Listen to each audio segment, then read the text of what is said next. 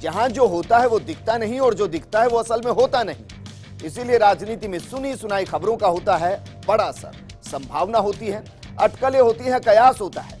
इसे आप जो भी कहें, ये सुनी सुनाई राजनीतिक समीकरण बनाने और बिगाड़ने के लिए काफी होते हैं। तो आप भी सुनिए सुनी सुनाई मेरे सहयोगी लक्ष्मण राघव की जुबानी। नमस्कार। खबरों के पीछे की खबर और कुछ खुसर फुसर, यही है सुनी सुनाई का सफर। सुनते हैं किसानों को खुश करने के चक्कर में किए गए ऋण माफी के बाद सरकार की माली हालत खासी खस्ता बताई जा रही है और इसका सबसे ज्यादा प्रभाव पड़ रहा है उन विभागों पर जो रेवेन्यू कलेक्शन का काम करते हैं। हालत खासी पतली बताई जा रही है और खास तौर पर इन विभागों में काम करने वाले अधिकारी कर्मचारियों की दौड़ धूप भी बढ़ गई है। इन्हें यह समझ नहीं आ रहा कि इस चुनावी साल में टारगेट कैसे हासिल करें। सुनते हैं शेखावाटी की सभा में आज भीड़ तो खूब उमड़ी, लेकिन एक पूर्व मंत्री जिनके पास कभी आबकारी का जिम्मा था और एक दलित नेता कार्यक्रम से नदारद दिखे।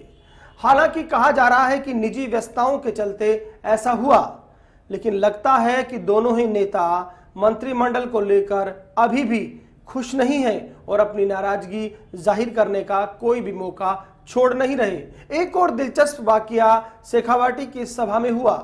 दरअसल यहां पर लगे बैनर पर अविनाश पांडे को प्रदेशाध्यक्ष बता दिया गया।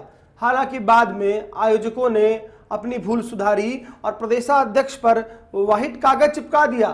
अब सफेद कागज चस्पा होने के बाद कई तरह की चुटकियां उस कार्यक्रम के दौरान ही स्थानीय नेता और कार्यकर्ता लेते दिखाई दिए।